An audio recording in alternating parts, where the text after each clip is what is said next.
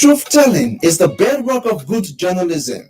Straight from the heart on Sky 107.1 is that platform you can rely on for credible, undiluted, and unbiased analysis. It is thought-provoking. It speaks nothing but the truth to whoever is involved. Our presenters remain impartial and are only interested in truth-telling.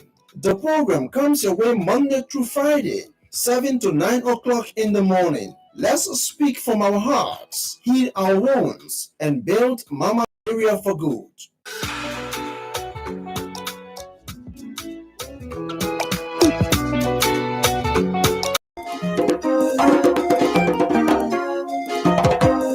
Mama Liberia, wake up.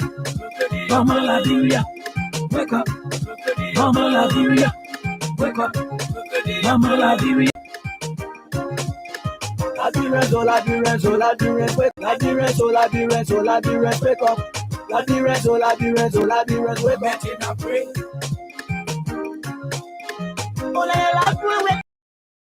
Do something, try to settle things the way we used to be. Maybe it's how we need in our love it to go. Can't you see the shining sun? You've been sleeping so long. No time for guns, no time to do wrong. Say the war is gone. Good morning, great people. Like the songwriter said, out there is cold, and I just need to make some breakfast for you. Who is that gentleman waking up this morning, making breakfast for his, fiance or his wife? His crush, or maybe his best friend or bestie that would later turn into something serious, like the man, my good friend and brother who's about to touch with his beautiful, beautiful wife to be. That's the man, Alex Lyon Miller, who's now about to tie the knot with Lucia Latte on the 28th, that is on tomorrow. Today is the 27th of August 2021. Welcome to Straight from the Heart on Sky 107.1. This morning, like yesterday, we extended an invitation to a businesswoman. We extended an invitation to a patriotic citizen on the radio when we reached out to her to have a conversation with her regarding her business or investment in the country, as well as her, airline, being picked among many airlines in the country to bring back many Liberians who are about to return home after many years. That's Ms. Gboma Louis Bestman. She's the country manager of Egypt Air, CEO of Gboma's Farm. My name is Matthias Klabindi. We have other developments to share with you before that time of the program. We'll be right back. We need to be, it's how we need in our love it to go. Mama Wokama, wina moto mwaka, wokama, muna moto mwaka, ufanu, unyamano, wokama, sarune, labire, abore, gimie, wokama.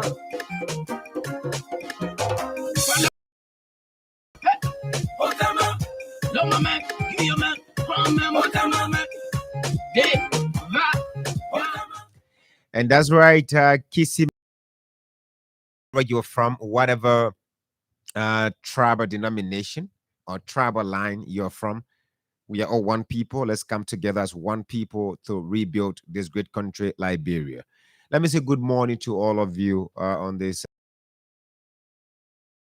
Very wet out there, and I know someone somewhere somehow is having a very good time this morning. Good time. I don't know how you're reading into that. Some of you with depraved, socially depraved minds would like to read deep into, that particular statement that someone is having a good time right now. So it's up to you. If you read into it differently, that's up to you. Well, but what I know is that someone is having a good time. Someone could be having a good time in the Lord. It's Friday, by the way. Good morning and welcome. Yes, several things are happening in Liberia, and I'm excited, by the way, this morning to be privileged to finally get on the air Ms. Gboma Louis Bestman.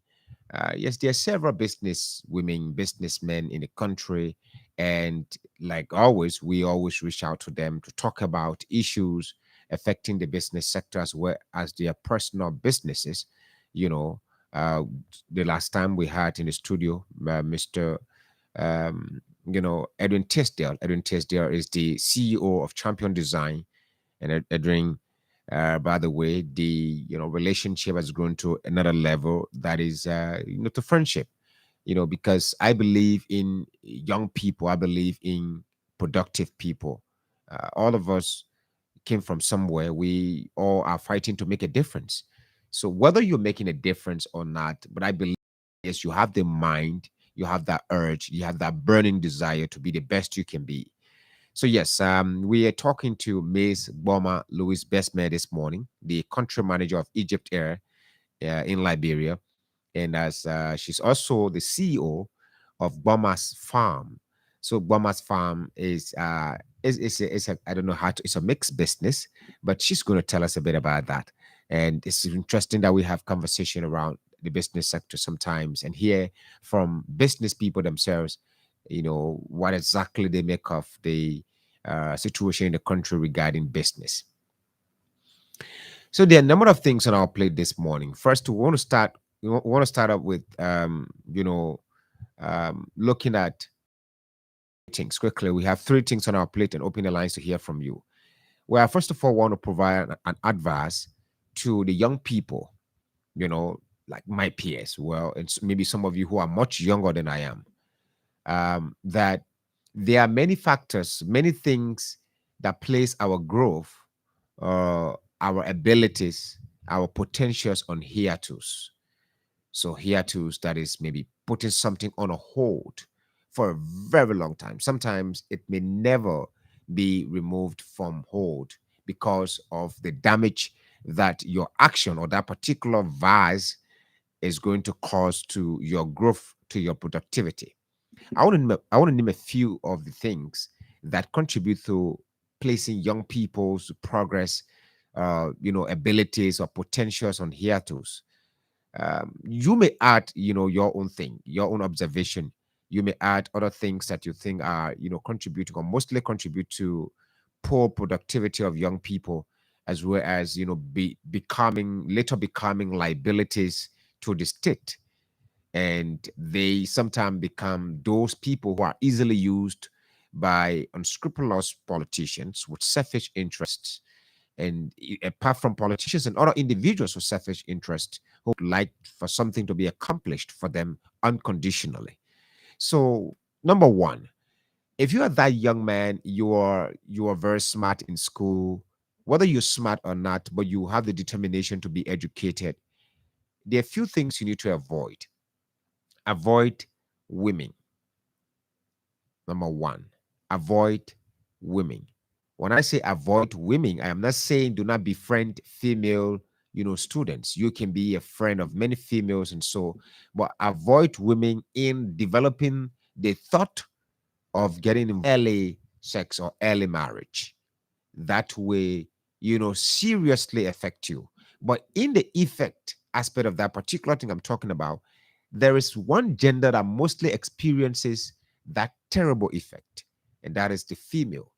So if you are a young lady, you're listening to me this morning, or you're there, you are a mother, or you're a father, you're listening, call your daughter close to the radio. Let me tell her something. You will mostly be affected by that situation, by that pleasure that you know allow yourself to be lured into, because as a young woman or as a lady, you get more responsibilities when you start to get involved into family. More responsibilities, you may not notice it, and you have many things that can break your productivity. You may not notice it. By the time you start to have sex, early sex, as a young girl, and you stay in school, and you get unfortunate to get pregnant. Sometimes even STIs or STDs do affect you strongly, because when mostly the unprotected sex is done, it affects you so much that it affects your productivity in class. Or even the early sex, you may be lost into the pleasure of always being in the arms of a young man who is misleading you, or he himself misleading himself. You two are ignorantly doing it and misleading each other, and later your productivity in school, your ability to score good grades will dwindle because of what the social life that's taken over you, that's not taking a greater portion of your concentration. When you are more unfortunate to get pregnant, it becomes a serious problem, a major problem the more, because you have to sit down, and not many of you will have the time to say, I'm going to go to evening classes. Even if you go to evening classes, there are many things that pregnant women go through. Maybe at some point around 6 o'clock, some people want to fall asleep. And your evening class, evening classes mostly start around that time. So you may not be able to go to school at night. So you have to pause your education for about 9 months, and even pause your education on up to the time you're going to take care of the kid. If you are further unfortunate, so you see, there are more things that affect you, the female. That's why I said mothers, fathers, call your daughters around. If you're further unfortunate by being pregnant or being impregnated by a young man who does not have it to give you, and maybe later denies the pregnancy, or better still, runs away from that environment to go and settle somewhere else because of the pressure of taking care of the pregnancy, you see, you become more affected. So there's no way you're going to have that means of, and furthermore, if you're more unfortunate to come from a, not an average family, but a poor background where your people do not have it much, but what they have is to educate you for now, and you get pregnant in that process. I may not be able to name most of many other factors that lead to, young people's progress or productivity being placed on here too. So I'm going to name, a number of other things. Those of you watching us on Facebook, on Sky Communications Liberia Facebook page, as well as on our YouTube channel on Sky FM and TV Liberia. I know you can also weigh in by adding other things, joining me to advise this youthful generation about against some of the negative things that have the propensity to place their productivities on hiatus. Welcome to Straight from the Heart. Quickly, let's talk a bit about the Liberia Electricity Corporation. So they the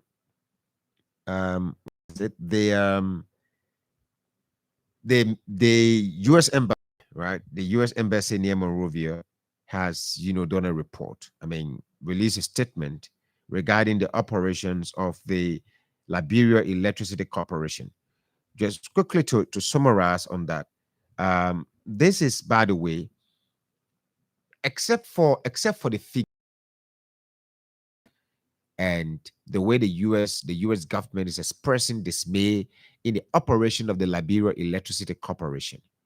But the news about that entity being used as a criminal cartel, a power theft cartel, or or syndicate in there, is no news to Liberians. They are aware. In fact, Liberians themselves, let me begin with the ordinary people. Liberians themselves living in communities. That's the reason why most of the time we have to encourage our people to, if all of us cannot be educated to a certain level, yeah, but let us take time. Government, in fact, should take that charge to educate its citizenry on the responsibilities of citizens. You have service, provide the education, let the people know their responsibilities. I know personally, one would say yes, as a man, as a young man. Well, from growing up, I knew that. Well, if you want, as long as you are a man, you have a family to take care of tomorrow. You have duties to your country, and until you can do these things, you can execute these duties sincerely. You'll not be able to execute your duties, to your state. Your individual duties or your personal duties, until you can execute them sincerely. You're not going to be able to execute your duties to your state sincerely. But that's a discussion for another day. But back to ordinary people in our communities. For example, right here, right across the bridge in Dole community, there was a power theft union that had to really, be gotten into and be broken. Some of the power theft king cons in the area were arrested some time ago. They were jailed. All right. Well, by the state. That is after it has caused the Liberia Electricity Corporation so much losses by damaging transformers. Because whenever, first of all, before power theft goes on, the beneficiaries of power theft are community residents. Tell me it's a lie. Who benefits from power theft? Well, that is on a low key first, because there's power theft cartel. So this cartel is not just benefiting ordinary Liberians that are down there, right? It's also benefiting, you know, serious businesses, serious business houses, national businesses in the country. So you have people living in communities, their sons get involved in power theft, right? Then automatically they become distributors of electricity, of power to the community. But the community residents are aware that that young man, there's no way, there has been no point in time where he ever purchased a generator to ensure that he supplies electricity in that community. There has been no time where he went somewhere outside of the country, negotiated for some kind of electricity corporation or company to come into the country, working in line with the LEC or the government of Liberia to ensure that he can also be part of the distribution of power, like the jungle power in Nimba County by Mr. Frank Toma. Congratulations, Mr. Toma, for winning that 5-year contract to distribute power there in Nimba County, in Ganta City particularly. That's a legal business. But community residents are aware that there are people in their communities, their sons, they're distributing current because they're doing it very cheap. In fact, let me give you my practical experience. This is no need to put myself in a story, right?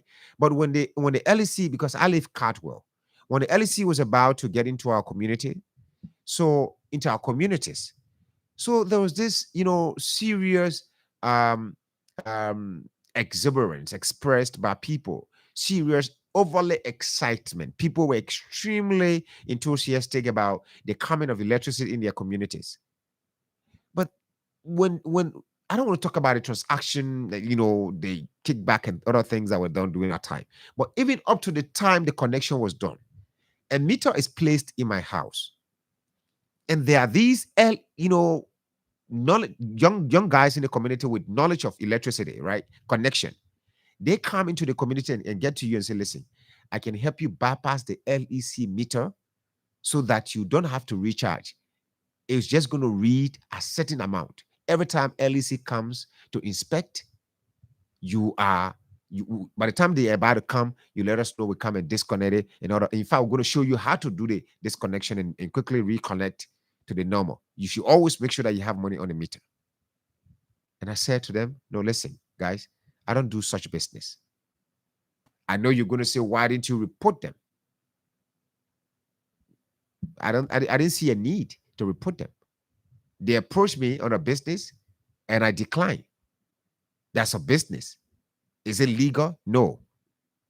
Did I take part in the illegal business? No. Did I see the need to run with the news of, this person came to me and suggested? He could deny. There was no proof. I couldn't record him. But I'm just saying this, to tell you that, these things happen in our communities. People sit down, their meters are bypassed, the default payment. How much, by the way, for some of you who have meters in your homes, I don't know, probably you have too many appliances. That's the reason why you experience a number of, you spend a lot on LEC. But I don't think that meter consumes a lot. I don't think you spend so much money. The only thing that I wish for is for LEC to be stable. For example, if you put $20 on your meter, it takes you for a very long time. Well, it depends the way you use your electric your power. That maybe you go into work, no one is home, you leave it on and it burns the whole day. That is not a show of somebody having money. You should cut it off. Come back. Whether you have money on that doesn't mean you should be wasteful like that, right? But fast forward, then get into LEC internally. So there are other people too in LEC, according to the USMC. This is a fact. This is a fact that there's a cartel, power theft cartel in LEC that is operated by high-profile individuals. Now, this is not coming from the U.S. Embassy. I'm not paraphrasing, but obviously a cartel cannot be run by just few handful of ordinary people and they generate millions from it. That is totaling 220 million United States dollars losses to the LEC as a result of power theft for the past 5 years. $220 million, if that money was collected by the LEC and reinvested into LEC, don't you think by now we'll be talking about connecting the entire country?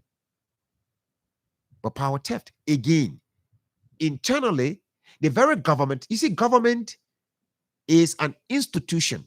It is not an individual. That's why most of the time when people talk about government, I hear people get invest. Joey is not the only person. Whenever you reduce government to a person, it speaks volume to your understanding of governance. Because government is an institution. That's why you have local, you have LACC, you have this. You don't just have the executive mansion. That's why it's called government. So what I mean by that is that government sees everywhere. Government has eyes everywhere. But government needs political will to ensure that the right things are done. Let's leave the LEC issue right there. $220 million, that's not a small money, that we're talking about here as a nation. But again, this too is Liberia. We hope that, some investigation can be conducted. And what investigation, by the way? Anyway, let's move on, folks. Let's move on. Well, before I move on to Mr. George Wisner's press release, let me quickly, weigh in on the thing that's still going on in the Liberty Party between DeLong and Mr. Musa Belete. Yesterday, did a little analysis on it.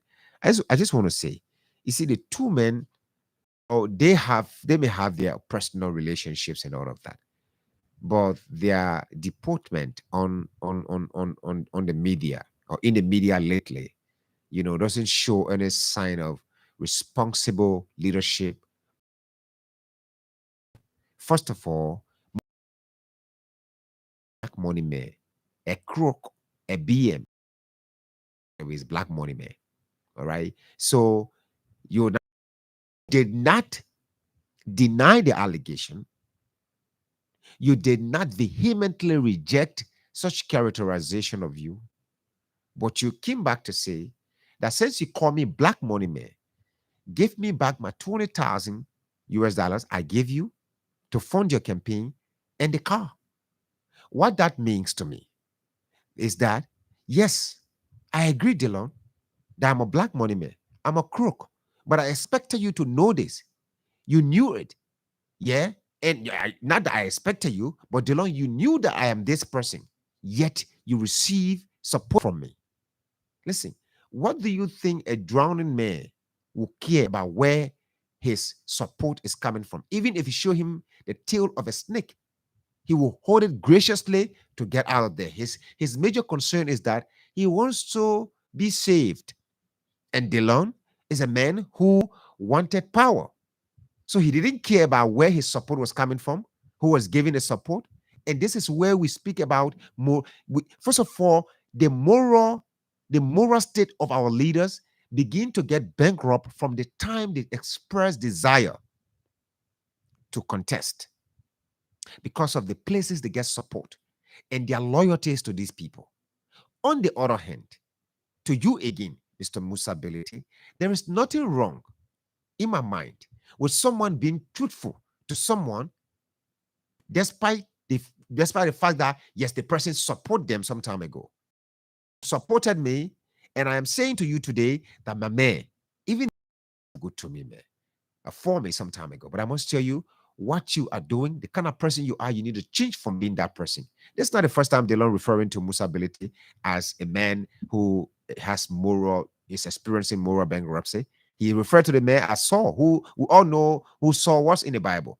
And the man, he said, the changed to Paul. Now he comes back to say, I supported your chairmanship for the Liberty Party simply because I expected that you would have considered this position, this prestigious position in the party, in such a character-based position, reputable party, Liberty Party, to ensure that you see this position and rethink, and ensure that you change from being the bad person that you are to being a good person. But again, Darius Dillon, did you have to get on the radio and say these things? Did you? Did you have to? Hey, man. Even this guy is a black money man. This guy is a BM. You knew this guy back in the 90s, since the 90s.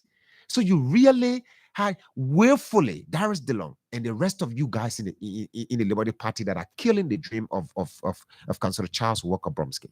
You people willfully and intentionally and heartlessly sitting down and destroying the foundation built by a man who, an astute character, an astute statesman in this country. You people are sitting and shamefully destroying the foundation, the reputable foundation the man built his party upon or the party upon. Seriously? This is the problem here in Liberia. And this Liberty Party is not the only institution that's experiencing that. There are some private entities, right? That once the vision bearer is no more, other people who people expect that they are in that organization to share the vision, to live up to the vision of the founding vision, that is that particular thing that we all thought of initially before coming together to say, let us start this thing.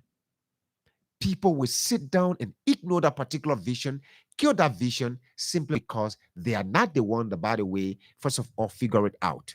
So they care less about how it goes, what happens to it. And that's exactly what's happening to the Liberty Party. And Darius DeLong is proudly coming out to tell the public that he supported Musability simply because he wanted to cleanse Musability. Okay, cover his D's.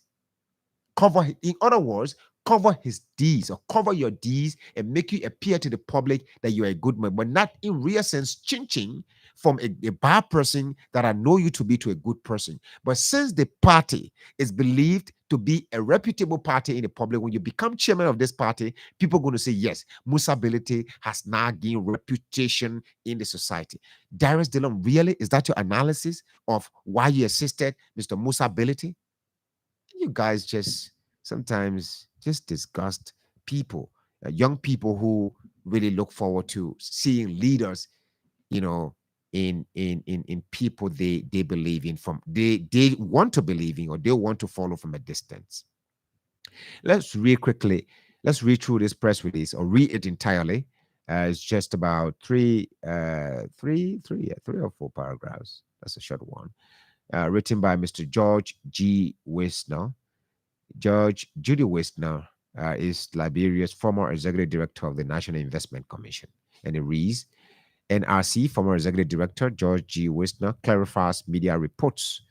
It says, former executive director of the National Investment Commission, George G. Wisner, has clarified for the record that there is no new indictment against him, as is being speculated in some parts of the media. Mr. Wisner said that government prosecutors filed a motion to drop charges against him, which document was signed by his lawyer along with government prosecutor. The motion to drop charges was later withdrawn by the government for reasons that he is not aware of. Mr. Wisner says, although he finds the state prosecutor's sudden change of mind as strange and troubling, yet he recognizes their right to exercise such choice within the framework of the law. It can be recalled that on 12 June 2020, the former NRC executive director was indicted by the government of Liberia on allegation of economic sabotage for allegedly conspiring with and issuing investment incentives for duty privileges to a certain MHM Eco Liberia with capital investment of USD 7,616 $152, thereby creating the opportunity to defraud the government of Liberia out of its much needed lawful revenue amounting to USD 8,592.39 during the periods of June 80, 2013 up to and including July 80, 2019. At the time, Mr. Wisner vehemently refuted the government's allegation as contrary to the facts with political coloration. It is a well-known fact that the NRC does not issue duty-free privileges or certificate. That is the function of the Ministry of Finance and the Liberian Revenue Authority. It is also a well-known fact that Mr. Wisner worked for the NRC between April 2019 and 2014, by the way, and 2018. Additionally, it is an established fact that the executive director is not the head of the National Investment Commission. Mr. Wisner said, through the advice of his lawyers, he has refrained from making further public utterances on the matter to allow the judicial process to proceed without prejudice or public or politicization. However, he noted that it has been well over 1 year since the indictment against him and the case has not been heard. He once again reiterates his complete innocence, directly or indirectly, of government accusations and demands a just, fair, and speedy adjudication of this very grave matter. He informed that he has instructed his legal team to cease of all matters appertaining to this case and will refrain from further public discussion until the appropriate time and when necessary to do so. He wishes to thank his family, who he claimed has also been exposed to unnecessary pain and suffering, for remaining steadfast and supportive. He also thanked his supporters and the general public for their understanding and solidarity during this difficult time. Few key points quickly. All right. The business manager here at contract with any without the approval. That is just a typical, was a very. This is not in any way, I'm not in any way trying to say in my analysis here that George Wisner is innocent. But being an executive director does not give you the authority, that absolute authority, to issue contract or investment incentives to business institution without the acquiescence of the head of the National Investment Commission. We are talking about investment here.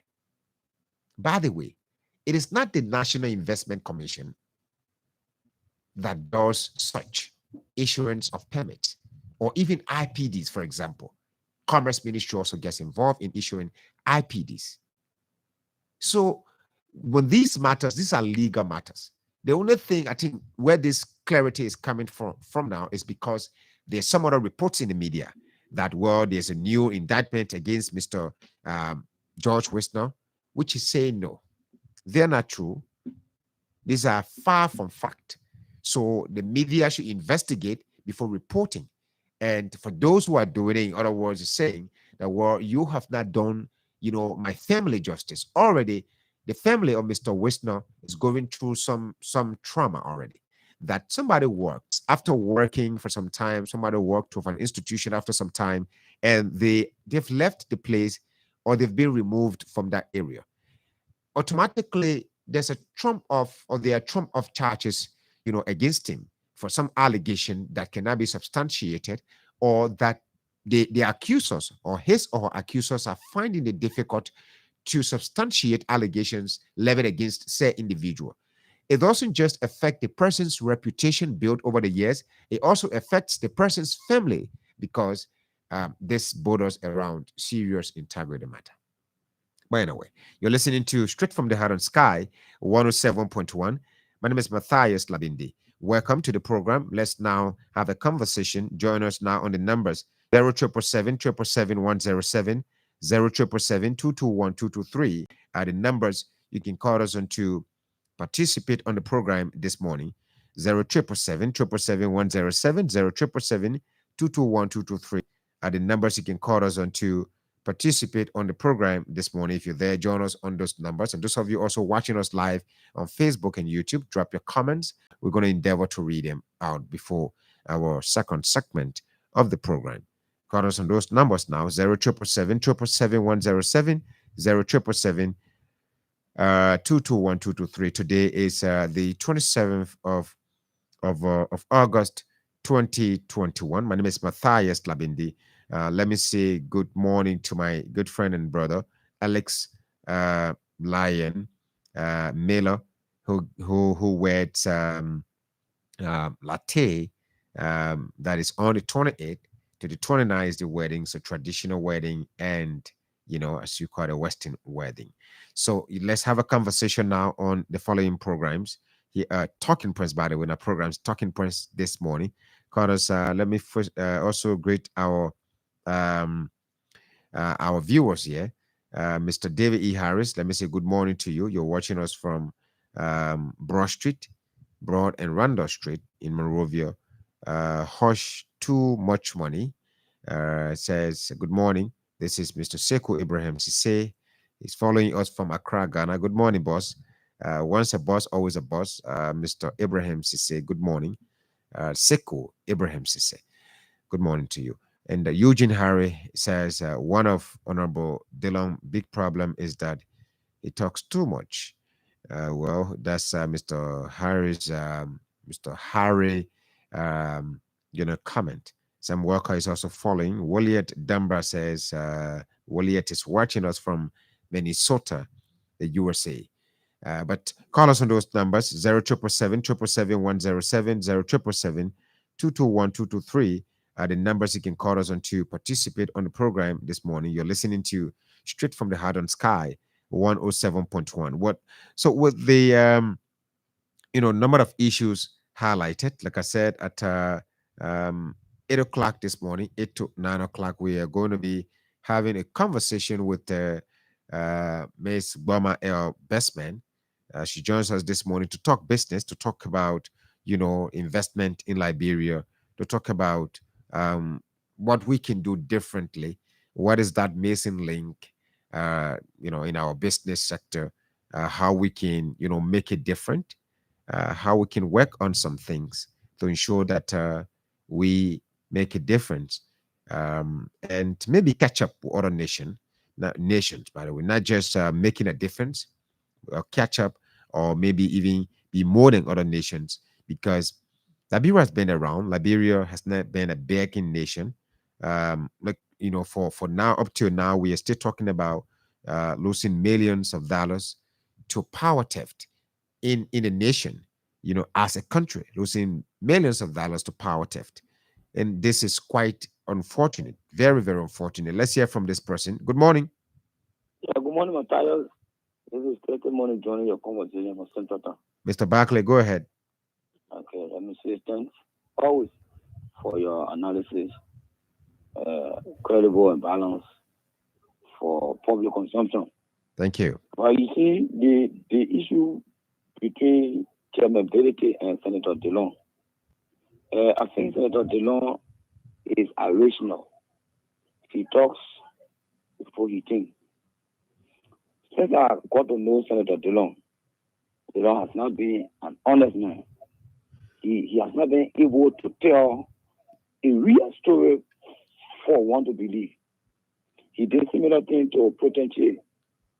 He went to the Potent, took money for the poor washers. The next day he comes back on the radio to buy more. Potent reminded him.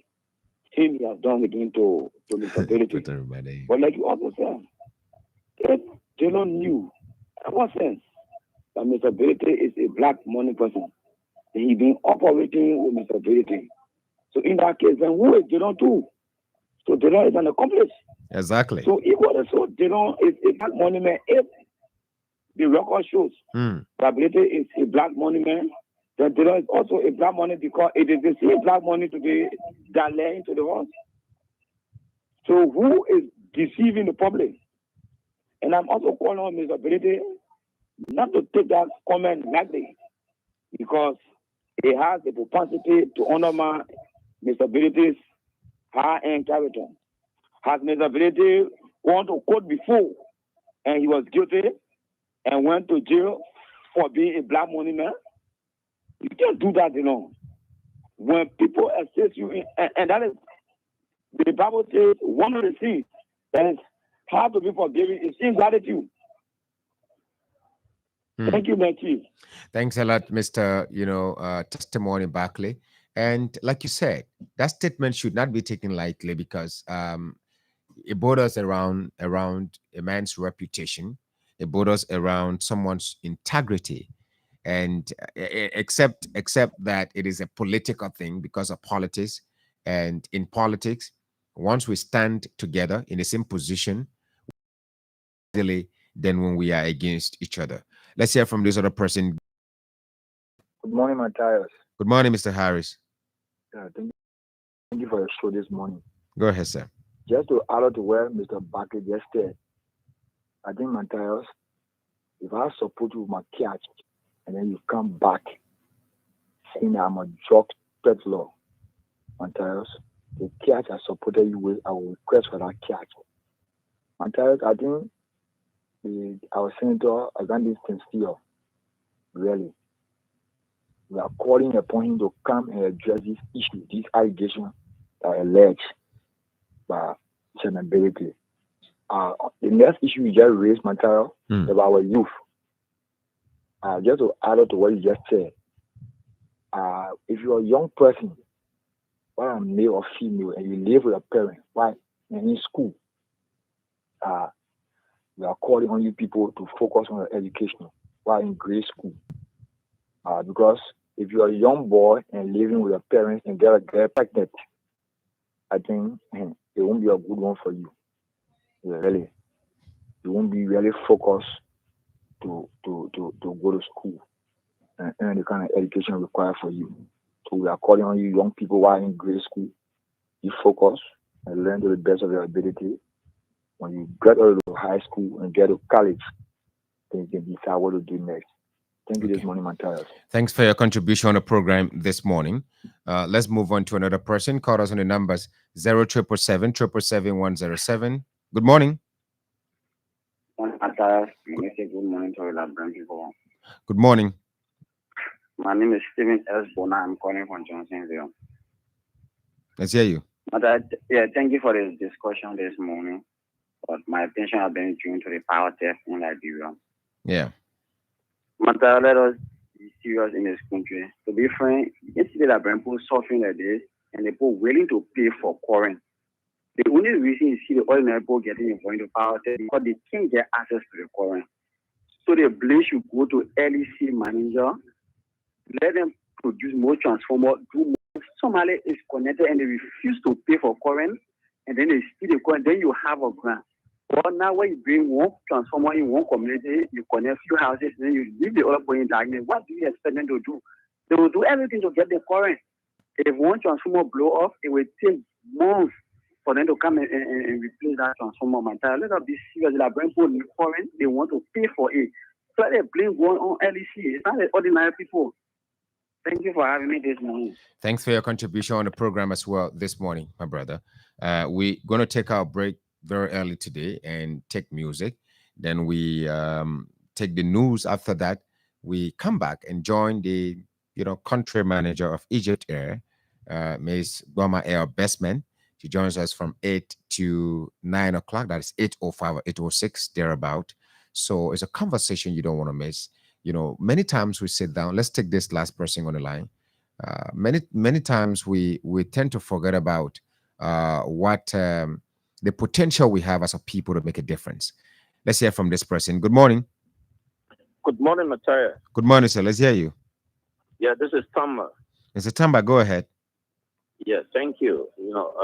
Matthias, on my way to work this morning in a taxi cab, I've been listening to you, and this morning I'm somewhere around the Chimicaro Junction. Okay. Look, Matthias, the issue that has to do with power tech in this country, we are living broadly in. All right? If LEC can pull up energy, disconnect these people and transfer the electricity to us. See one advocacy again, ba. No, on a serious note. I beg you, man. Matthias, this is the district number 16. Those people run the wire in the sand. All right? So in our community, especially, brother, Natalia, it will be difficult for you to carry on power test. Because if you run the line, at least you'll see the line. because the horses are distant from one another. But they, how they call it, cross-store horses, they jam, those horses are jammed all together. It's that kind of difficult for ADC to fight power test. You understand? So disconnect those people and transfer the electricity to a community that you can get money from others. Well, and I know what. Do you know how much pay to how they call the private supplier? Some of pay almost $50 every month. I know. That's electricity when it come 7 o'clock and 5 o'clock in the morning. So if I purchase electricity from LDC, spend $50, it will last for me sometimes 2 months. Yeah. Because I live in my house, my wife lives in the house, going to work. We off the current. Okay. So the issue that has to do with power tap in this country, the American ambassador is right. I mean, this is all its problem. Without shifting the blame on this government. But I think the power government laid a foundation. This government was to distribute the identical electricity to the Liberian people. Okay, thank you so much. The people are able to build a hard grow. Thank you so much, Mr. But it's quite unfortunate that up to that, this thing still going on under the government. I'll talk about changes. Thank you, Mr. Tamba. Let's take this last person now. Good morning, Mr. Pele. Please, 30 seconds. Sorry, you may just have to come back on that. Let's take the news from the Voice of America for 5 minutes. Results, and we'll discover how sense and AI might help provide better care. The suicide bombers struck 2 locations near the Abbey Gate at the airport and outside a nearby hotel. A regional offshoot of Islamic State known as ISIS-K has been blamed for the attacks. Biden said he had ordered commanders to develop operational plans to strike ISIS-K's assets, leadership, and facilities, saying these words, "We will respond with force and precision at our time, at the place we choose, and the moment of our choosing." Critics have blamed Biden for the evacuations coming late and turning chaotic and deadly. The United Nations Secretary General said Thursday there is no military solution to Ethiopia's 10-month-old conflict, and he urged the parties to stop fighting and open a dialogue. Antonio Guterres told a meeting of the UN Security Council conditions must be created for the start of an inclusive national political dialogue to address the underlying causes of the conflict and to ensure Ethiopian voices direct the pathway to peace. Guterres said the UN is ready to work with the African Union and other key partners to support such a dialogue. In June, the Ethiopian government, that is, announced an immediate and unilateral humanitarian ceasefire after nearly 8 months of fighting with Tigrayan forces by remote. This is VOA News. A school official in northern Nigeria says gunmen have now released some of the more than 100 children who had been abducted back in May. The kidnapping victims from the Islamic school included children as young as 5 years old. The gunmen have abducted hundreds of students in northern Nigeria this year, and the government has been unable to halt these sped-up abductions for ransom. As a result, many schools have been forced to close due to the risk. The head of the World Health Organization, Africa, has called on countries with good supplies of COVID-19 vaccines to share doses with countries who have fewer shots. The WHO's Africa director said 13 million doses were administered in the past week, 3 more times than the number of shots given in the previous week, as donations of doses increased from developed countries. The organization expects to vaccinate 10% of the continent by the end of September. New Zealand on Friday extended a strict nationwide lockdown through Tuesday as it tries to squash its first outbreak of the coronavirus in 6 months. Prime Minister Jacinda Ardern said they expect to keep Auckland, where most of the cases have been found, in full lockdown for at least 2 more weeks, but she expects most other parts of the country to ease restrictions slightly from Wednesday. The announcement came as health authorities reported 70 new cases, the most yet in the outbreak, which has grown to nearly 350 cases in total. Ardern said there was evidence the lockdown was working, and new case numbers were beginning to level off. The U.S. is projected to see more than, or rather nearly 100,000 more COVID-19 deaths between now and December 1st, according to the nation's most closely watched forecasting model. But health experts say that toll could be cut in half if nearly everyone wore a mask in public spaces. Experts agree. What the coronavirus has in store this fall depends on human behavior. And early signs suggest behavior changes may already be flattening the curve in a few places where the virus has raged this summer. An Associated Press analysis shows the rate of new cases is slowing in Mississippi, Florida, Louisiana, and Arkansas. And half of American workers are in favor of vaccine requirements at the workplace, according to a recent survey. For more news, join us at voanews.com or the VOA mobile app. I'm Michael Brown reporting by remote. VOA News. Yo, Triple J, LG, you already know. C to the O. It's your boy Stunner, baby. Gotta speak spine for the game that I'm handling. I'm my summer back killing it. Kunani, your belly my nini, or as I coming back. All of y'all tuning me. I'm the one you always want to be with. You neglect the practices all of our came and grew with. Me, I'm more than that energy. Me, I'm hotter than that bread in the bakery. The new century, shout out to all my enemies. Thank God I made it off that book in cemetery. Holy Mary, just pray for not beating. Rest in peace, Lord, that knees on my neck, yeah. I'm the sensei, most of them are belly wappy. I'm the best team, most of them are nothing. I quit getting high, but still high. I'm higher than a dude now who's still getting high.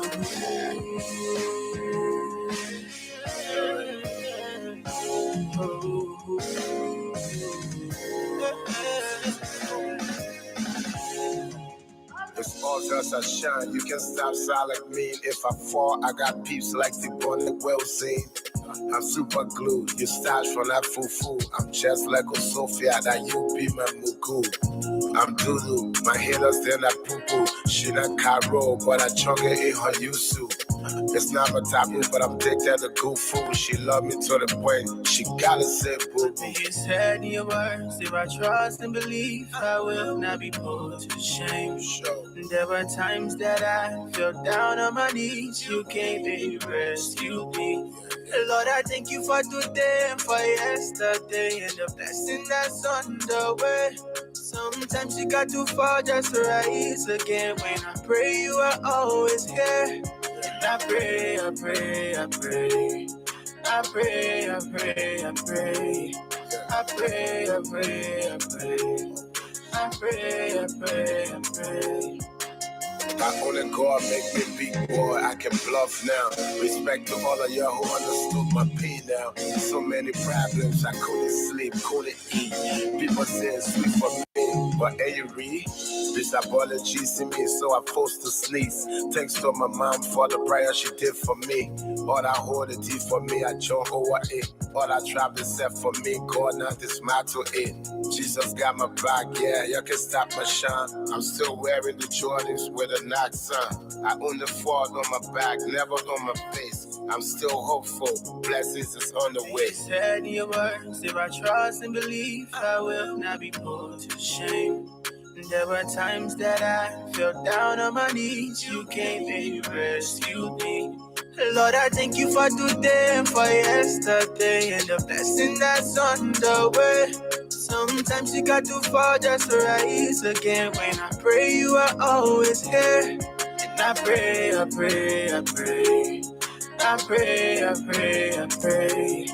I pray, I pray, I pray. I pray, I pray, I pray. Jay.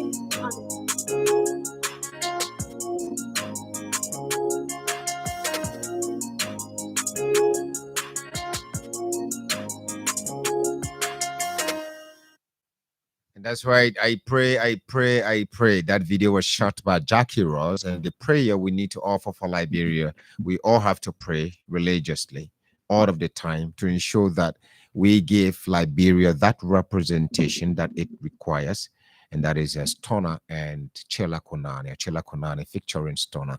Good morning and welcome. This is Straight from the Heart. This is where we speak straight from our hearts, regardless of who's involved. We'll tell you exactly how the issues unfold. But this morning we're taking a shift a little bit from politics on this segment of the program, to talk business. And talking about business, we've invited a self-made entrepreneur, Ms. Boma Bestman. She's in studio now. This was a very long process getting her on, but thank God she's here. So yeah, Boma Bestman is going to be telling us about her business. And Boma, by the way, is the country manager of Egypt Air in Liberia. So Boma has this huge responsibility in the coming months, to ensure that some Liberians who are living from the diaspora, are getting on board or Dreamliner 978. Is it 978? 989, something 97? 97. Yeah, something like that. So yeah, so the Dreamliner, she said, what? This is something that anyone would like to ride. President, maybe would like to try it as well. But it's a pleasure. You two going to join the conversation after 30 minutes in it. Then you two can participate by calling us on the numbers. Good morning, Ms. Bestman. It's a pleasure having you in this morning. Welcome to Sky. Welcome to Straight from the Heart. This is where I sit every morning and speak straight from my heart. Please. Thank you. Thanks for having me, Matthias. You're welcome. How are you this morning? Have you taken your vaccine? Yes, I have. I see why you're not wearing a mask. I have a mask here, so I have taken mine as well. So. And I have mine too. It doesn't say that we cannot get the virus, just that when we do happen to get the virus, the effect would be less versus if you don't. So I encourage everybody to go and take your vaccine. Yeah. Yes. That's right. So, first of all, I have a little issue. I'd like to raise it with you quickly before getting to the conversation. Okay. I know that I've visited the farm like many times, and this morning I would have thought I was going to be having breakfast live on the radio while I'm talking with you, and I have my bowl of some breakfast dish, but you didn't come with that. Maybe you didn't want to support, Matthias, what he's doing here. No, not at all. What happened? And you got me there. I got you there. I needed to make sure that I was here. Yeah. On time.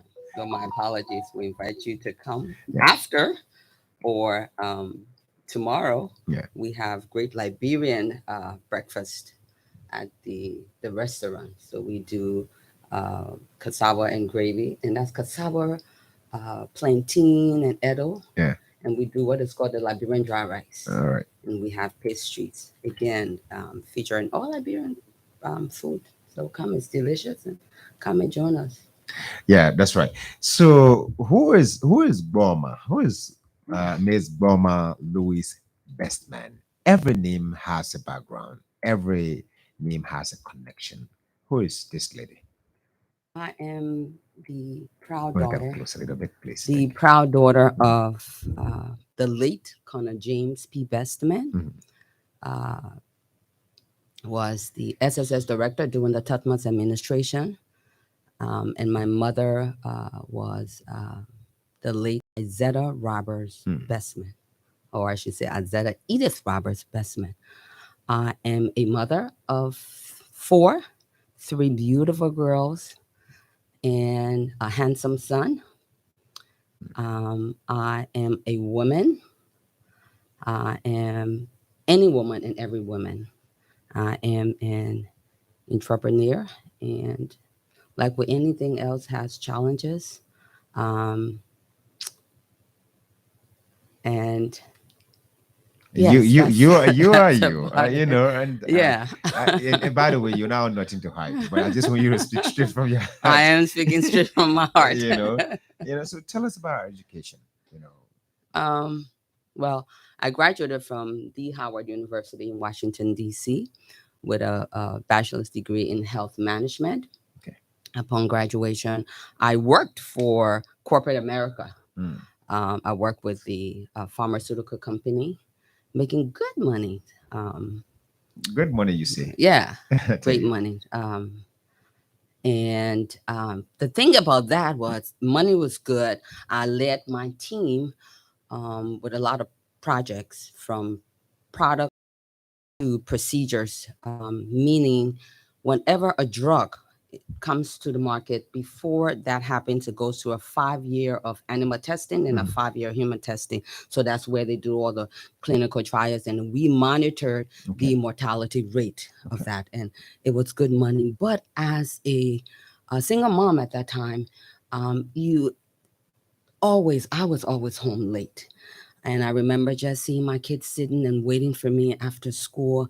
It broke my heart. I felt guilty. Yeah. And the thing was, Anyone should. yeah, I'm making the money. I'm doing what I'm supposed to be doing. I'm excited, but what's close to my heart, my children, my kids.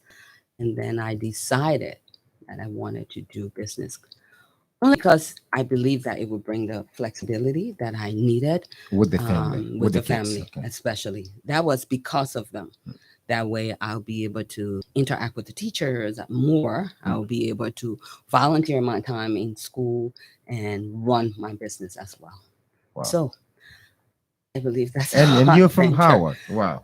I'm proud this morning having a conversation with a Howard graduate. Well, thank you. But you started job in America, right? Yes. You, like you said, you worked for good money and all of that, In a great company. a good company. Yes. It takes a caring mom, Yeah. right, to let go of your job, let go of your good pay, because that's the essence of education. Yes. Everybody wants to excel in life. So Yes. you've gotten this job, you've gotten educated, and now you have a job. Everyone will say, okay, I need to hire a nanny. They're going to pick my kid from school and follow them through. I'm going to pay all the money. That's why I'm earning the money. Why don't you just stay, continue working, earning more money? I mean, by now you're far away and be a millionaire. I don't know whether you're a millionaire. So, but you left it. Was it basically for the kids, or you wanted to be that independent person as I see you now? Well, I think it's both reasons. One, I've always told myself my kids were not asked to be born. My kids were not asked to be born, and they're my everything. So first, it was because of them. I needed to spend time. I never wanted to raise regular kids, as I call it. Well, regular kids. Regular kids, where your kids just go to school and come home. I wanted to expose my kids to just about everything from Okay. playing chess to horseback riding to being able to travel. Okay. I wanted to do that as a mom, not just back and forth, to school. So I knew that that would, need their time with them. And then me, not forgetting me, because remember, I was a young mom. Yeah. Okay, where do I fit my aspiration and goals in life? I wanted to not just graduate and just work. I wanted to do more. Work, you have that control. You have to be to work 9 to 5 or 9 to 7. You make good money, but you're just that's the culture, whatever culture work has, you have to fit in. Yeah. I was never good at fitting in. Okay. Okay. So I wanted to do something a little bit more. So here it is. I have a bachelor degree in health management. I figure, okay, why not start my own business? But did you start off with a health business in according to your discipline, or you started off with a different business first? I started over with a healthcare agency. All right. In Maryland. I ran that business for 15 years. Wow. Not only that, again, not wanting to be regular, but every business editors, what are they doing? What can you do better?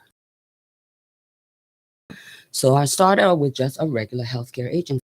And again, with the passion What that I were have you and into? wanting to Healthcare do, agency? Would you explain a little bit? What were you I into? hired doctors and nurses and nursing assistants to go into the homes and nursing homes and hospitals to take care of the elderly. Yeah. Okay. And it was very rewarding, but I needed to step it out a little bit. So there is a association or an organization that's called the Joint Commission. It's known as JCO, that's the acronym, which is international and in the US. It's the highest accrediting body.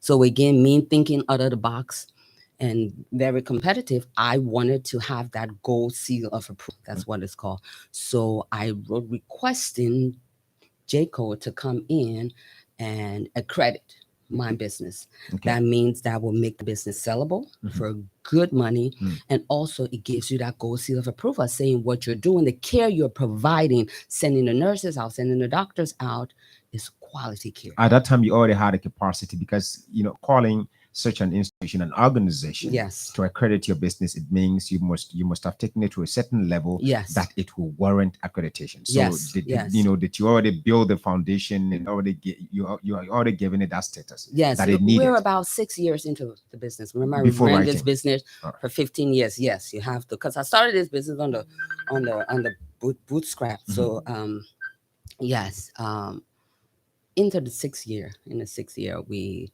invited them, and oh boy, I was in for a rude awakening. So the very first time we didn't get it. We were on a not a suspension, but we needed to get certain things done within 6 months, and then it came back, and we got the accreditation, and hey, this was great.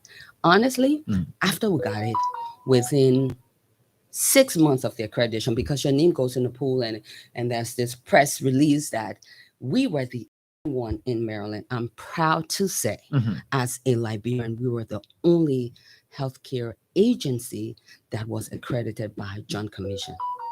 Now, we've had other agencies that have been there maybe 20 some more years. Yeah. They were like, who or what is this? The name was Compassionate Nursing and Healthcare Agency. Compassionate Nursing and Healthcare Agency. Yes, serving the cup of compassion. That's our motto. Who is she? So I started getting People started all these to wonder different about invitations to come in and talk. And we actually had an offer. Yes, we actually had an offer. A company called Family Nursing, who I've been around for over 27 years, wanted to buy me out at $3 million. And boy, how did you do it? I messed up. You because of that? No, I should have. You should have. I should have at that time. Is it that you were not ambitious enough that you could take the business to another level that you were thinking about? Now you're regretting that you didn't sell out. No, not when you're into business, because I knew how to do this. At 2:00 in the morning, you woke me up. I would know what to do.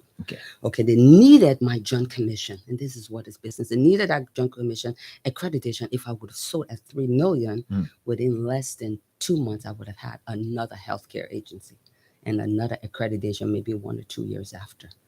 Okay, that's what people use. Sell, and not only that, you probably then begin to establish it in other areas, cities. Wow. I should have. That's a little regret now. Yeah. So where is it now? Is it still running? Not 100%. Those are things. I ran it for about 15 years. I think we maxed out. Right? Yes, we maxed out in 2010, 2011. That's when we hit the million mark, which was great, because then again, we were exposed to a whole lot of stuff. And for me, it was fun. It was that I was breaking the glass door. I was meeting people who probably even had the PhDs in this, and like, who is she? Who is she? So you walk in there, yeah. So it was great. So now, Burma, that international business, I want to put it that way. So I would have loved to ask you already. You've already responded to some of my questions already. How did you get involved into business? Of course, you've said, well, due to the fact that you want to give more time to your kids and your passion to making a difference in your own understanding. Now, when I come into Liberia, when did you open your first business here in Liberia?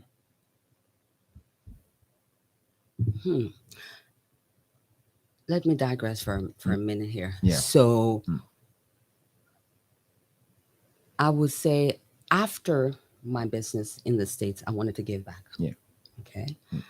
I felt that I've gotten the education, I got the business, the money's coming, but home, you want that connection. You want to know your brothers and sisters.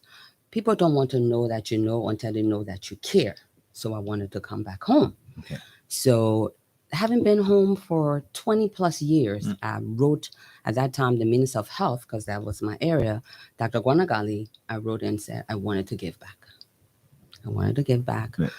And they responded. I said, what areas? So I got a feedback, not knowing anyone. They replied me. saying there were about 15 different areas, and I choose the health sector, working with mothers, because again, I was a young mom, helping to decrease our maternal and infant mortality. Okay. So I opened a grassroots foundation called the Boma Besma Foundation. Right. And I was excited. I came back home with about 13 suitcases. We had the accreditation from the states opening up the Boma Investment Foundation. You need what is called a 501c3. We came and joined with the Justice Minister when Foreign Affairs. We needed an international accreditation, whatever fees were associated. And Dr. Guanagali and their team worked with me. We settled in Bumi. Okay, we work closely with the Liberian Government Hospital. We were given an office space, and our flagship program was giving incentives to mothers to come in for the pre, anti, and postnatal. So we had these little, we call them mama baby kit, or you call them maternal care packages that we would give to them. Okay, from what we call clothes or onesies, socks, hats, blankets, soap. So when you have the baby, we say thank you for coming in, and we'll give you that. And boy, that went through the roof. People were coming in. We didn't even have enough beds just to receive my baby kid. Did you see that burning need in the people just by setting up that foundation? Yes, because our Liberia was one of the highest. Our maternal rate was one of the highest in Sub-Sahara. Okay, so with that gave the doctors and the nurses the time to check the woman out. Can you have this child vaginal delivery or cesarean? And if it was cesarean, we brought you closer to the hospital. So when it was time, we knew exactly what needed to be done versus you staying home. And it is time and the woman is in labor for 3 or 4 days, and you have what is called fetal distress. Wow. And it puts that woman in problem as well as the baby. It worked. And that was me coming home. So of course, when I got home, so that introduced you, sort of to coming back home and settling a little bit and re-engaging with your people. Yes, and then looking at other opportunities. Okay, after being away for so long, I looked at our soil. We have a tropical rainforest climate weather. I looked at, there was just so many needs and opportunities. Again, Matthias, I'm someone who very optimistic. I look at the glass as half full versus half empty. I was excited. There's a lot of opportunities in Liberia. So not being a farmer, I bought a land. Despite the many cries that this country is difficult for citizens here to make it and all of that, but you came in less than no time. In fact, you were involved into giving back, but not getting much in return. Maybe what you were getting back was happiness that people were receiving donations from you based on the fact that you were settling needs. But despite all of that, you were also seeing opportunities in a nation that many people think that is very difficult to survive in. What eyes were you using? Perception. Okay. And then you come with a mindset. I've always been one who again, what can I give to my country versus what my country can give to me. Wow. My mother has always taught me that, not to be regular, not to be average. So I wanted to give back. So even I could take anything and make it out of something. So that's the perception that I came with. It's not that we don't have issues or challenges. No, but I look, I think for me, it's transparent. I'm ready. I need to do this. I'm going to put my all into it. And whenever I've done that, it has worked. Okay. With challenges, but it has worked. Like Albert Einstein, he tried 99 times. At the 100th time, he got it right. So we can't just quit even at the 5th or 6th. And that was a demonstration of an unquenchable patience. Yes. 99 times. Yes. Who does that? Yes. Who keeps going back and feeling and still? Well, goes if say we're gonna give back to our country regardless. Look at our neighbor Ghana. Okay. Years back, line for food. Okay, before Jerry Rawlings took over, I believe. Ghana got their independence in the 50s. Thereabout. Look at where Ghana is now. Ghana has sent people to the moon. It's persistent and hard work. It's not easy. You have to put in the work. Yeah. It doesn't come easy. Okay, so and I saw a lot of opportunities, and agriculture was one thing because, again, your economy thrives on farmers. We look down on farmers, but hey, you grow the economy from farming, from small businesses. So I purchased a land, and I started with poultry, and that has been a challenge because you get our people in there to start working, and it's a whole different ballgame. So I had to change your experience of hiring Liberians again. Yes. After now the interesting thing is you came back into the country because you want to give back, you want to associate yourself, you want to mingle with your brothers and all of that. Yes. Meaning Liberians from whatever tribe. Yes. But again, soon you started having problem with them by the time you started to hire them to work. Tell me about that. What was your capacity? I will put it capacity issues. So you don't even, again, with that mindset, not only pay, but you say, I'm going to give incentives. So I will do the bag of rice because Liberian people, we got to eat our rice now. Yeah. We eat everything else. But you ask, have you eaten? No, I eat. Send the money, I eat, right? Yeah. So you need that rice. So I was like, okay, cool. We will do the rice. So we got a bag of rice, and we got the box of Maggi cubes. So we call them the chicken soup, and oil, along with the pay. But man, when it's time to harvest, we have the groundhog. Woman, the groundhog went in and ate whether it was the cassava or corn, and even the poultry. We started with poultry. That lasted for like a year and a half, and people just started stealing the layers. Okay, so went back to the drawing board. Said, okay, let's go into tree farming, because tree farming you do not have, because we're doing cash crops, and that's something that you have to do, be there every single day. So okay, let's do tree farming. With tree farming, that way, once you plant, maybe 3 months, you're cleaning and that sort of thing. And that's where we are right now. Right. So we planted plantain and banana and guava and lime and lemon and golden plum and all that cool things. You have so all those? We're into year 2.5. How many acres are we talking about here? 17 acres. It's not a big one. 17 acres all occupied? No. All right. We've utilized about 6 of that. That's right. And this is where we are. And you're investing everything is from your pocket, or you get some support? Yes. Well, we just started this thing with the Ministry of Agriculture. Yeah. Our minister have been very hands-on. I just opened up a store. Yeah. If I'm going. Yeah, go ahead. Yes. So this is, and I stand to be correct, a one-stop shop. A one-stop shop. I like that. Yeah.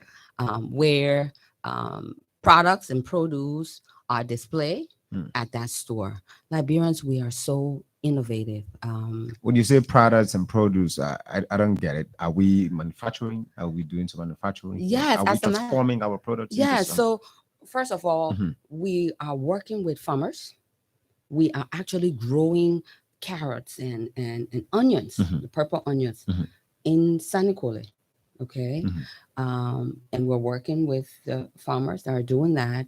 We have where on the supply chain, we have from the cassava to where we have Liberian fufu. We have now the kala, as we call it, a mothball. Did you bring some? Yes, I brought some that are ready to export. And this is not me doing it, but other. I'm looking at Liberians. this. Is it blazing cayenne pepper? Cayenne pepper. Yes. Look at the packaging. Look at the packaging. I see. Okay. Is it seasoned? No, just cayenne pepper. Yes. All right. Yes. And this is ground basil. This is from basil, ground basil. Okay, that's a herb. Oh. Yeah. Wow. This is from Sharon. This is the color mix. The color mix. Yes. Is it something like already mixed everything? Already mixed. You just pour in water, let it sit for about 30 minutes, and it's ready to go. This can be exported as well. These are all Liberians that are doing this. You get them from other vendors, producers, other vendors, right? Yes. You collect them from different vendors. Yes. And bring them at your store. That is correct. And we get like anywhere from 10 to 25% off of. So we get it at wholesale price. Okay. And we put them in our store and sell them to what they are selling at other, like the supermarket. Yeah. Okay. So it's not in the little corner in the supermarket. It is displayed proudly at our store. Okay, Liberians. I think we know about Beno and Kumba. Yeah. I love them. I love them. I love them. We have the tissue, and we have not only the Beno, but now they have Star, and then they have Kumba. And so we have 3 different tissue. We have yes, and 5 pepper salt spice. Yes. So this one is seasoned. Yes. We have the bee wax scented candle from Henry Farms. Okay, after a long day of work, you lit this up, and the entire room has that aroma. A different smell. Yes. Not that.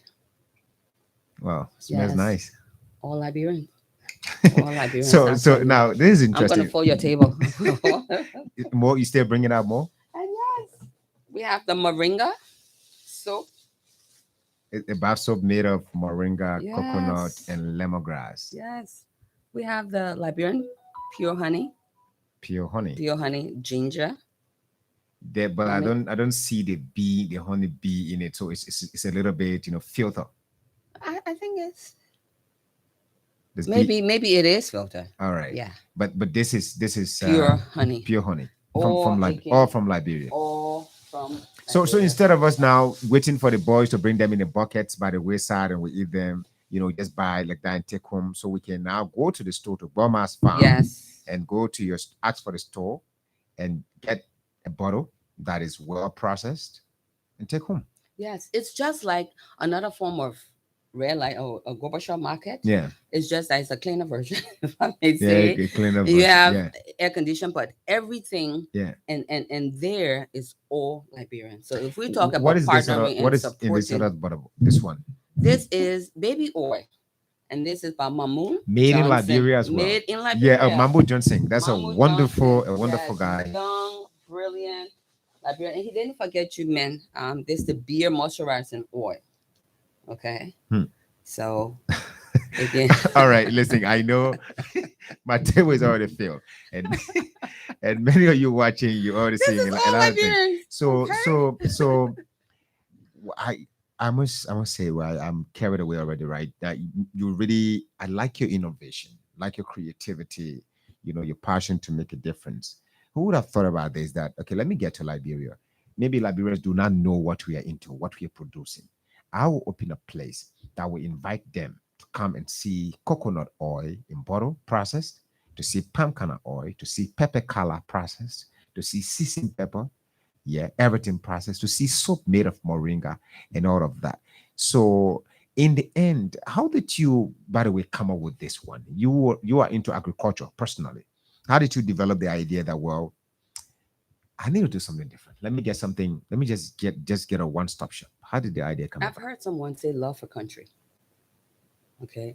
Again, what do you say? And again, just seeing the good in our people, how resilient. Okay, given the opportunity, I said, well, if I have this space, why don't we do it? We hear a lot of things. All Liberians are lazy. All Liberians are this. All Liberians. Well, they are trying. I know farm to market road can be a challenge. Well, if we can get the produce here, we'll sell it. If we can get to you, we'll get there. We will bring your produce and sell it. If you have done the work, again, put in the work. If you've done the work, and you have it packaged and ready, we will then display it in our store. I'm a true Liberian. I love being a Liberian. I love my brothers and sisters. And that has been that idea. So of course, I'm always sitting, how can we gel? How can we partner? How can we do, and some of us, the hard work we've put in there, well, my store is going to be one way that we're going to be able to showcase our people and what we do. Some of the questions that I put down to ask you, you've already played with them. You've dealt with them seriously. But let me go straight to Egypt Air. Okay. All right. So you are also into airline business. Yes. And you know, I think when So I heard. I think I was, so you heard. I think when I said that she's a self-made entrepreneur, and so I think I was right. Egypt, first of all, Egypt is not Liberia. Egypt is a country by itself, Yes. and Egypt has its airline operating here by a Liberian. How did you do it? How did you become the country manager of Egypt Air? And you being, I think some years back, it was here, I don't know, maybe you can help us, but you being that person who is the point or the arrowhead here for Egypt Air in Liberia. How did it happen? Despite that, one would say, well, airline business is a serious money business. And you're still into something that petty business you doing. You want a petty business, buying small money, get a without market and putting it down, and she's selling it. How did you do it, Miss Bestman? How did you do it? I know, right? So I think it's favor from God, first of all, and again, being ready for that opportunity. So here it is. I'm in Liberia, and I'm always looking. I'm always reading. I'm always watching. Yeah. That's just me. And always thinking what I can do better. Yeah. Okay. So I'm looking at, again, being a proud Liberian, I'm looking at, okay, when we fly, we never fly direct. Okay. You look at other countries, if you fly to Ghana and you want to get to the States, which most Liberians, live in America, majority, we do have some in Europe and other areas, other countries.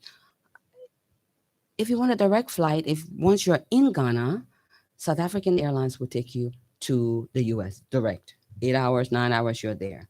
Delta Airlines would take you direct. You're there. Liberia has no direct airlines. Okay. So the airline industry was one of the first that I embarked on when I was here. Okay. Let me open up the travel agency. That's how we actually started.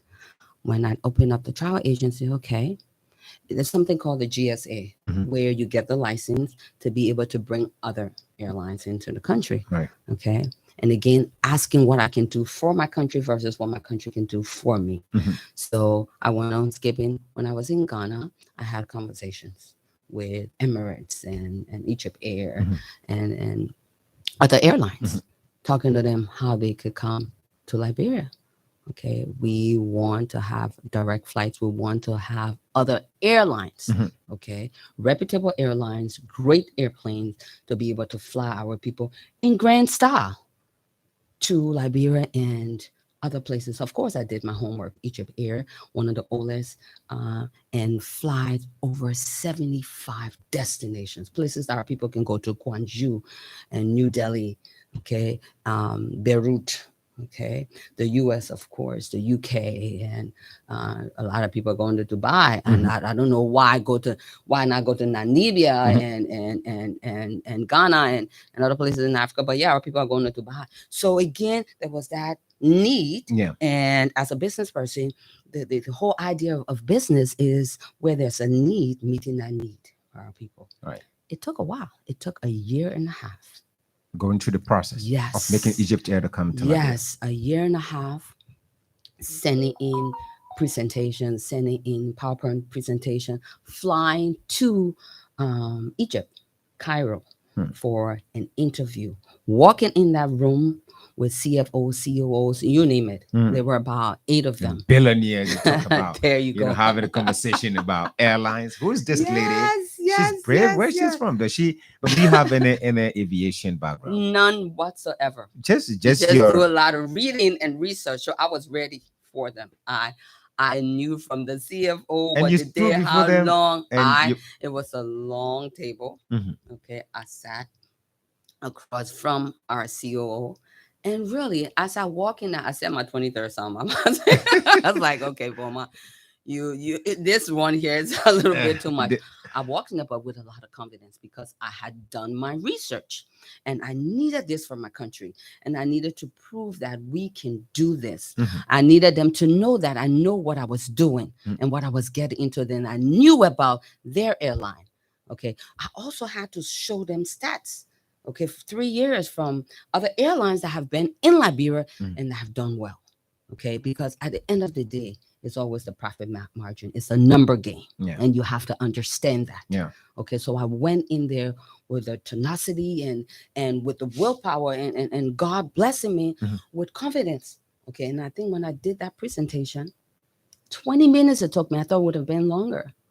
The lady walked me to the elevator. She held my hand and she said, "You will hear from me." I knew it, that God had blessed me. Okay, that it was going to be a different ball game. Within 3 days, I was on my way to Accra, into Liberia. I got the letter. Congratulations. Egypt Air is coming to Liberia. Yes. How did you feel?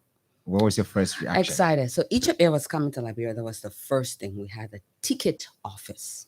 This is a ticket office where the plane is not actually flying into Liberia like what it does in Ghana. We have Egypt Air in Ghana 5 days a week. They have the population, have the numbers. Again, it's a number game. Yeah. Okay. So I was like, okay, we check off. Again, Boma's mind always, what's next? What's next on that job? So we have the ticket office, and we started with a lot of marketing. Yeah. Okay. And trying to engage the Lebanese community, the Indian community, because again, Egypt is just right next to the Beirut. Yeah. Okay. Having these charter flights. Yeah. Okay. Because again, it's a number game. I needed to show them that we have the numbers. We can get you within a couple of months, we can get you that $1 million, which would then say, we gave you your monies. We need you to fly into Liberia. So we have this campaign going for, and the Lebanese community have been very welcoming. Yes, with this, and very supportive with what we're trying to do. I don't know if I should dive into. Yeah, I just want to connect it quickly because I want to move on and ask you the last question before opening the lines. Okay. But Egypt Air, yes, is about to be part of history making in Liberia. That after many years, from 1822 or 1820, thereabout, to 2000, sons and daughters of Liberia, whether some of them really know that they're from here, but they believe, they feel that I'm an African. I think Liberia is that country I want to choose. Finally, they want to come back home. But in coming home, I've been asking myself, they could choose another airline that have been operating in Liberia for a very long time. They could even fly some airline from the US straight to Liberia. How did you, as you always making your way through, how did you again penetrate that? How did you beat that, serious, I want to say a very tedious process of you being selected to fly them through your Dreamliner? I always start off with saying favor from God. The first thing. It's like work still. Yeah. God, I'm praying. I have this test to take. Please help me to pass. I must put in the work to study. Yeah. If I go and party all night, I'm going to feel it. And it's not God's doing. It's my doing. So I'm praying and I must study. And so that's what we've been doing. We've been marketing. We've been telling Liberian and Liberians that we have the best airline, the best plane in the industry. That 789 that I'm so boastful about, the Dreamliner, is to die for. The food is incredible. It's delicious, even in the on the plane. Yes, even in the main cabin. Okay. And I can say this truthfully because I've tried other airlines and I've tasted from the main cabin, which will be economy, to business class. Yeah. I did that because I wanted, and that was some of just the things that I did to be able to honestly say that I was able to compare it. Sure. Okay. And the food is to die for. Okay. So we did that. We started marketing. It hasn't been easy. We wanted people to know who is Egypt Air, what is Egypt Air. Yeah. Okay. After doing that, putting a lot of digital marketing and getting some stuff. As a matter of fact, I think we did 1 or 2 things with Sky. Yeah. Okay. We were contacted. Okay. They wanted to have this conversation with Egypt Air. Yeah. Especially when we started saying that we could do a nonstop. We haven't had a nonstop for about 33 years in this country. I believe Pan Am or Zambia Air was the last. We did have Delta, but I believe Delta also stopped in Ghana, okay, before heading out to the US. Yeah. And I think that was one of the trigger points. Okay, let's have this conversation. You are nonstop. I'm going to give you a nonstop. Let's have this conversation. And I was able to do a presentation to them. I was also able to show them the anatomy of the Dreamliner. Okay, the seats from our economy main cabin seats to the business class, and the prices were just great. And they said, and they were wow. Yeah, they were wow. I think we can do this. Not only are you a Liberian, but I think you're ready for the tasks. You've done your homework. It is just so important that whatever we do, whatever business we do, we shouldn't just sit back as Liberians to say, you know what, I'm doing a business, and all the Liberian people And that's that's my last question. And a lot of Liberians complain a lot about people not going to patronize their businesses. They prefer going to the Fulanese, the Nigerians, the Ghanaians, who are even restaurants owners. A lot complaining about that. So I'm just marveled by the fact that despite the many challenges in this country, you every step along the way you've taken, you've been able to safe through. What is the secret? It hasn't been easy, but again, you have to be ready for that opportunity. But you've always been breaking through now. Yes, and to break through a glass, it requires that's work. A tough one, yeah. Yeah, so let me give you a typical example. So I was getting some plastic bowls for carry out for the restaurant. By the way, we have this authentic Liberian restaurant on the bypass. And when you get in that restaurant, we have the counties. The different counties are drawn on our wall. Okay, we have one of the greatest artists that I call that. We have from Lofa to Grand Jide and what they're famous for. So you will see the Worogizi Mountain, and below that you see the flag, and our Liberian flag, and you see Lofa flag. Yeah. Then you see out there the masks, and again, it's to let Liberians know that when you come there, you feel at home. You feel at home. Well, I don't want to be the one, but me just say, right? I just want to have a little confession. The first time I sat there to have breakfast, first breakfast, lunch, and one time brunch. Every time you stop by, you just feel that ambience when you look around and you look closely. Like some of us who look deep, and don't just look at the surface, look deep. You tend to see yourself leaving that restaurant and finding yourself in your county. So yes. Why did you have to go through the painting and all of that? It's a conversation piece. That's all. Like, we want you to feel connected. When you come there, you can say, you know what? Even our tables, and we're still going through where we're making the names. We do not have a 1, 2, 3, 4, 5 tables. We have a Lofa table and a Grand Bassa table, and a Bapolo table. Meaning you're going to be getting 15 tables, 15 counties, because if you stop halfway, we're in trouble. Yes, we're aware of that. We're aware of that. So you feel connected. Okay, you can look at this and you talk to your friends. Say, yeah, my man, look at the Worogizi Mountain, and you look at Bapolo, and they're immediately once enter there, conversation starts. Yes, that's the idea. And you can look at our traditional masks and see, and that's the idea. Let's talk a bit about branding, right? We have 8 minutes. We have to go now. Yes. And usually the kind of conversations where I like to involve the public, but it's also sometimes good to listen more, right? But branding, many people don't brand. Many people complain about customers not going to them. How do you do yours differently? You seem to be really, really extremely creative, because everything you've explained here, you've succeeded based on tenacity and your ability to keep moving on. Why is it important for us to rebrand? It's important because I am sitting here now. First of all, I've been able to hire at least, I think it's 11 staff. Okay. That's right. With the 3 different businesses. The average home in Liberia, I believe, is 5.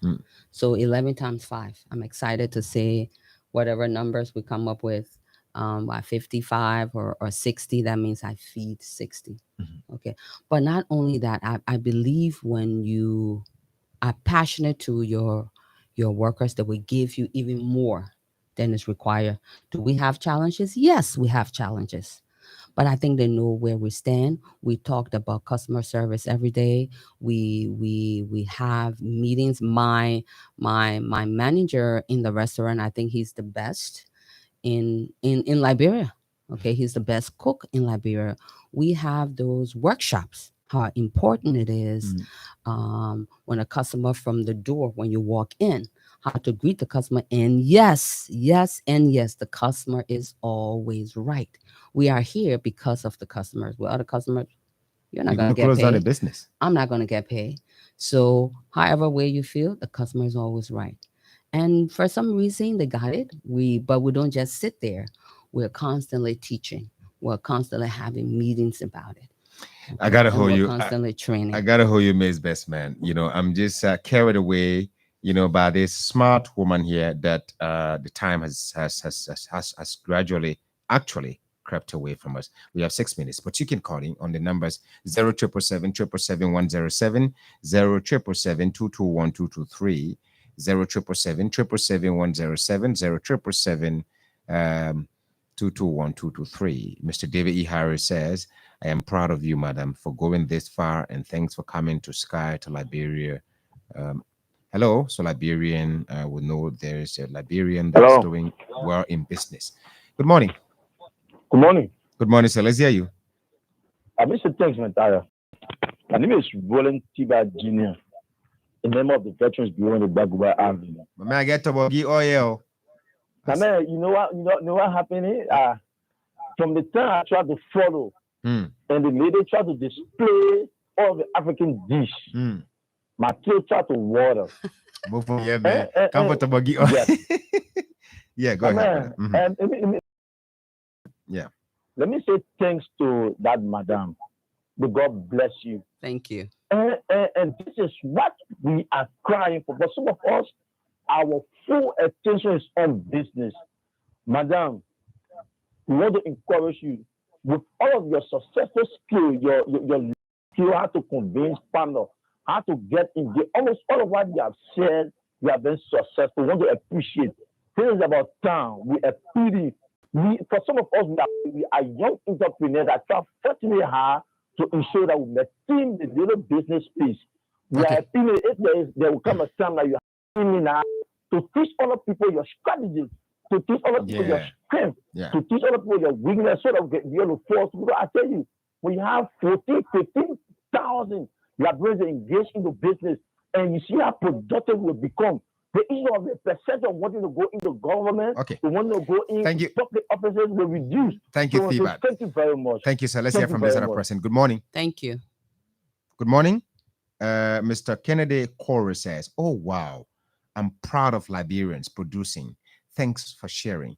We just need a friendly environment to do more. And John T. Pilley said, thanks, madam, for showing that as Liberian, we can do it. We just need to. Those are things that we need. So proud of you, madam. Keep up the good work. Says, congratulations, mom. And Kaifala is following us from New Life Community, Johnsonville. Well, with that, we have 2 minutes to. Okay, the last person on the line. Good morning. Good morning. Please speak up, sir. Good morning, Matthias. Mr. Harris, please, you have 30 seconds. Yeah, thank you for the recognition. Good morning to your studio guest. Good morning. Yeah, madam, thank you very much for coming to Sky. Thank you. So that we know that Liberians are doing well in business. But my question to you, when you come to investing in Liberia as a business person or investor, is the country friendly when it comes to investing in this country? When it comes to running after document to establish business here.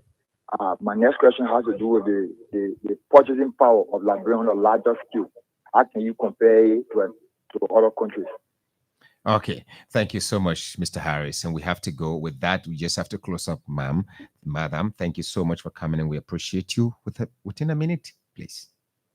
Answer. Yeah, just respond to his question. And just well, in terms of running after paperwork, you wouldn't believe it, but I had to put my pants on and put my sneakers on, and some of those things not getting expedited, but an expediter. I did them myself. Did it take some time? Yes, it did. But again, I do not take no for an answer. It was a little slower, and then I got to know the people, okay, as well. So that's it. You just have to be able to spend a little bit more time and be a little bit more patient. And when you go in there, you get to know them, you'll become friends, so that next time around, you'll be able to have friends to get stuff done. Thank you so much, madam, for coming in this morning. Thank you. We appreciate you. Me. Thank you. She's Ms. Bama L. Bestman. She's the country manager of Egypt Air Liberia and CEO of Bama's Farm on Capitol Bypass. Stop by today at Bama's Farm on Capitol Bypass. When you get there, say Matthias sent you. So maybe I can get a little commission, so that stop by, have breakfast. Yeah, from here. I'm going there right now. You want? I'll be there. Better stay. Stop in the store too. Pick up some soap, and I buy my soap, my body lotion and everything from the store. Picture NASA already. My name is Matthias Labindi. Have yourselves a wonderful, wonderful Friday.